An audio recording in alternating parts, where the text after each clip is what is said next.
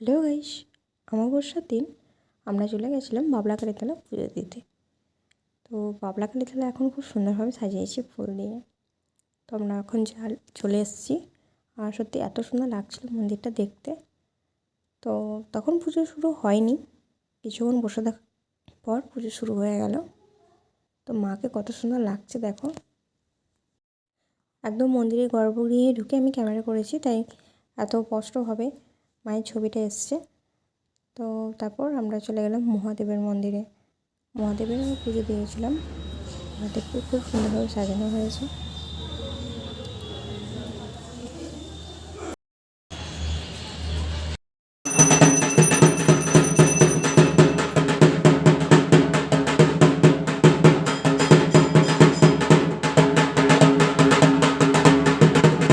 পুজো শেষে প্রসাদ নিয়ে আমরা বাড়ি ফিরলাম।